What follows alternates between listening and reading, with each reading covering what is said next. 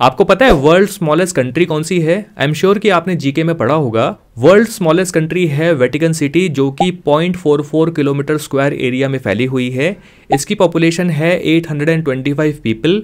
और सबसे इंटरेस्टिंग बात कि इस छोटी सी कंट्री में एक रेलवे स्टेशन भी है जिसके ट्रैक की कंप्लीट लेंथ है 180 मीटर्स की। सॉरी 180 नहीं, 180 इंटू 2 यानी कि 360 मीटर्स की, क्योंकि ऐसे 2 रेलवे ट्रैक्स हैं। लेकिन भला ये बात मैं आपको क्यों बता रहा हूँ? वो इसलिए क्योंकि आप एक ऐसे देश में रहते हैं जिस देश का रेलवे नेटवर्क दुनिया का 4th लार्जेस्ट रेलवे नेटवर्क है, covering 68,500 kilometres as per Wikipedia. सबसे पहले नंबर पे है यूनाइटेड स्टेट्स, उसके बाद आता है चाइना, उसके बाद आता है रशिया और 4th नंबर पे आता है इंडिया। एक सवाल यहाँ पर यह भी आता है कि ऐसे में वेटिकन सिटी किस नंबर पे आता है? खैर, ज्यादा मेहनत करने की जरूरत नहीं है। अगर मैं विकीपीडिया के इस टेबल के बिल्कुल लास्ट में आ जाता हूँ, स्क्रॉल करके सबसे नीचे, यानी कि 151 रैंक पे आपको देखने को मिलेगा वेटिकन सिटी। तो वीडियो में आगे बढ़ने से पहले मैं आपसे यहाँ पर एक सवाल करना चाहता हूँ। मतलब सवाल तो बिल्कुल सिंपल सा है, लेकिन इसका जवाब अगर आप ढूंढने निकलेंगे तो वो जवाब आपको आपके एक डरावने सपने जैसा लग सकता है। आपको मे बी ऐसा लगे जैसे कि आपकी दुनिया ही रुक गई है। तो सवाल ये है कि अगर इमेजिन किया जाए कि इंडियन रेलवे सिस्टम 2-3 दिन के लिए कंप्लीटली शटडाउन हो गया है, कोई भी ट्रेन नहीं चल रही है, ना ही पैसेंजर ट्रेन, ना ही कंटेनर ट्रेन जिनको हम सिंपल भाषा में मालगाड़ी बोलते हैं, ना ही किसी भी दूसरी तरह की ट्रेन जो कि आपके नॉलेज में हो। अब आप मुझे ये बताइए कि ऐसे में इंडिया का या किसी भी दूसरी कंट्री का क्या हाल होगा अगर उसका रेलवे नेटवर्क कंप्लीटली शटडाउन हो जाए।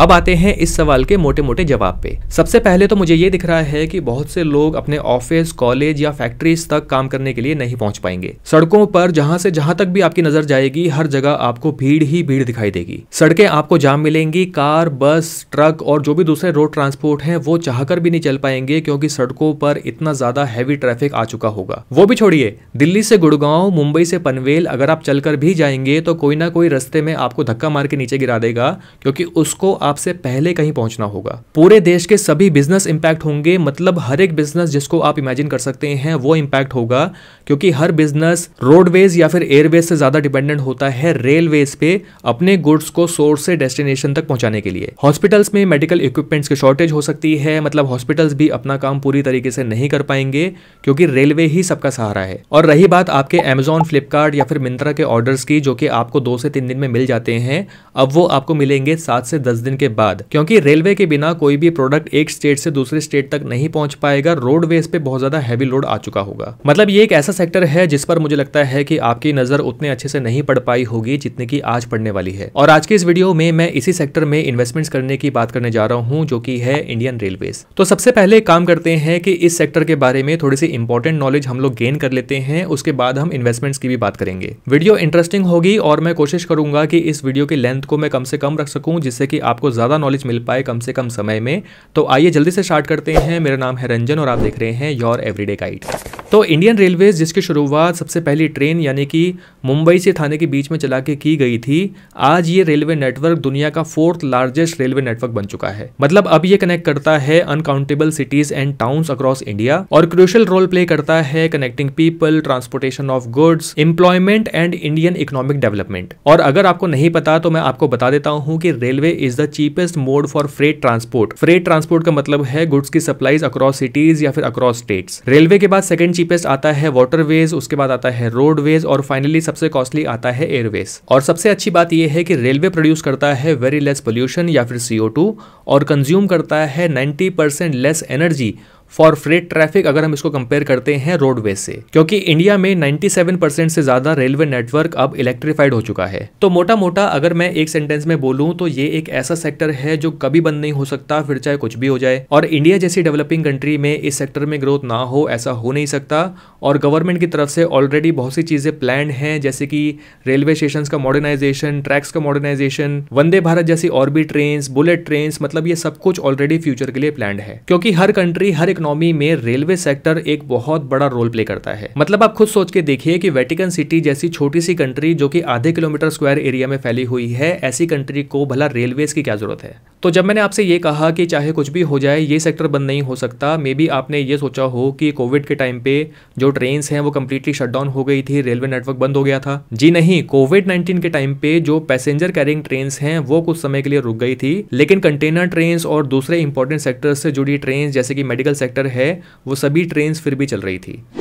ओके, तो ये हो गई मोटी मोटी बात इंडियन रेलवेज के बारे में। वैसे तो बहुत कुछ है, लेकिन अगर मैं आपको बहुत कुछ बताने लगूंगा तो ये वीडियो पक्का आधे घंटे से ऊपर की निकल जाएगी। तो अब बात करते हैं इस सेक्टर में इन्वेस्टमेंट से जुड़ी चीजों की। तो इंडियन रेलवेज में जब इन्वेस्टमेंट्स करने की बात आती है तो एक स्टॉक का नाम जो सबकी जुबान पे रहता है वो है IRCTC। Not an investment advice, मैं यहाँ पर सिंपली एक एग्जाम्पल दे रहा हूँ।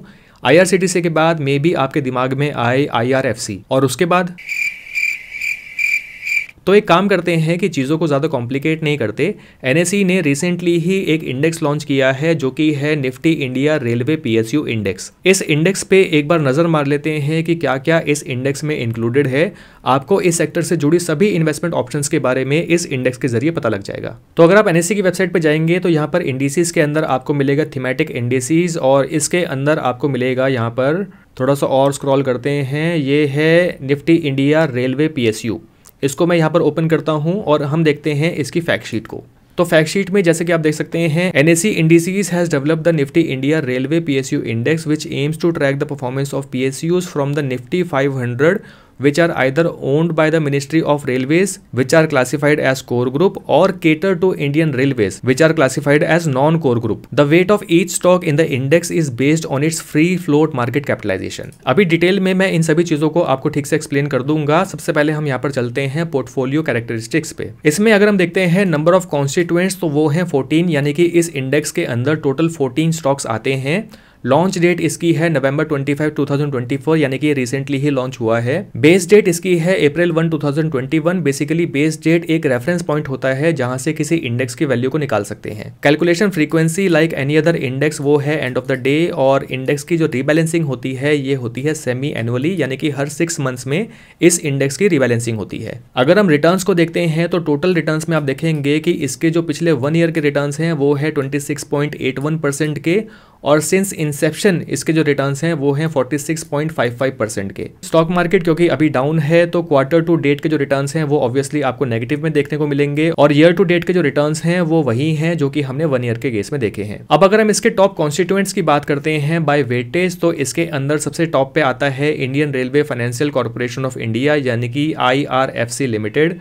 उसके बाद आता है Rail Vikas Nigam limited, Indian railway catering and tourism corporation यानी कि IRCTC, container corporation of India limited NTPC limited, Ircon international limited, Bharat electronics limited यानी कि BEL, ONGC RITES लिमिटेड और RailTel corporation of India limited. तो ये जो कॉन्स्टिट्यूएंट्स हैं ये हैं टॉप 10 कॉन्स्टिट्यूएंट्स बाय वेटेज, जबकि नंबर ऑफ कॉन्स्टिट्यूएंट्स जो इस इंडेक्स के अंदर हैं ये हैं 14, यानी कि जो बाकी 4 स्टॉक्स हैं वो कौन से हैं। अगर वो हमें देखने हैं तो हमें काम करते हैं कि यहीं पर आके हम डाउनलोड कर सकते हैं इंडेक्स कॉन्स्टिट्यूएंट्स को, और इसको अगर मैं ओपन करता हूँ तो इस शीट में आप बाकी के कॉन्स्टिट्यूएंट्स देख सकते हैं, जैसे कि BEML लिमिटेड है, भारत हैवी इलेक्ट्रिकल लिमिटेड है यानी कि BHEL, उसके अलावा जो मिसिंग था वो था HPCL, और फाइनली जो फोर्थ मिसिंग था वो था steel authority of India limited यानी कि SAIL। उसके बाद अगर हम सेक्टर रिप्रेजेंटेशन की बात करते हैं तो यहाँ पर काफी अच्छे ग्रोथ सेक्टर्स आपको देखने को मिल जाएंगे, जैसे कि कंस्ट्रक्शन सेक्टर है, इसका एलोकेशन है बाय वेटेज 25.37% का, फाइनेंशियल सेक्टर है, कंज्यूमर सर्विसेज का सेक्टर है, और बहुत से डिफरेंट सेक्टर्स आपको यहाँ पर देखने को मिल जाएंगे। तो एक तरह से आपको यहाँ पर एक्सपोजर मिल जाता है उन सभी कंपनीज में अपनी इन्वेस्टमेंट्स करने का जो कि रेलवे मॉडर्नाइजेशन से जुड़ी हुई है, इंफ्रास्ट्रक्चर से जुड़ी हुई हैं, लॉजिस्टिक्स से जुड़ी हुई हैं। और इस शीट के अंदर जो आप ये 14 डिफरेंट स्टॉक्स देख रहे हैं, इन स्टॉक्स में से 5 स्टॉक्स आते हैं लार्ज कैप के अंदर, 5 स्टॉक्स आते हैं मिड कैप के अंदर, और बाकी के 4 स्टॉक्स आते हैं स्मॉल कैप कैटेगरी के अंदर। और इसी शीट में एक और चीज हमें यहाँ पर पढ़ने को मिली थी, वो थी कोर ग्रुप और नॉन कोर ग्रुप। तो इसको अगर हम रीड करते हैं तो आप यहाँ पर देख सकते हैं कि यहाँ पे लिखा हुआ है the aggregated weight of stocks belonging to the core group is capped at 80%, यानी कि कोर ग्रुप की जो कैपिंग है वो 80% की है, which is a good thing. और नॉन कोर ग्रुप की जो कैपिंग है वो 20% की है। कोर ग्रुप बेसिकली वो पीएसयू स्टॉक्स और ऑर्गेनाइजेशन हैं जो कि मिनिस्ट्री ऑफ रेलवेज के डायरेक्टली अंडर में आते हैं, और नॉन कोर ग्रुप बेसिकली वो स्टॉक्स हैं, वो कंपनीज हैं जो कि डायरेक्टली मिनिस्ट्री ऑफ रेलवेज के अंडर में नहीं आते हैं, लेकिन वो रेलवे को प्रोडक्ट्स और रॉ मटेरियल सप्लाई करते हैं, टेक्नोलॉजी, इलेक्ट्रिसिटी और कंसल्टिंग की सर्विसेज जो कंपनीज प्रोवाइड करती हैं। और अच्छी बात यह है कि जैसे कि हमने देखा कि जो कोर ग्रुप की कैपिंग है वो है 80% की और जो नॉन कोर ग्रुप की कैपिंग है वो है 20% की। देखिए, नो डाउट अगर मैं इस सेक्टर में ग्रोथ की बात करता हूं तो मुझे लगता है कि सही लेवल पे ग्रोथ होना अभी इस सेक्टर में स्टार्ट हुई है।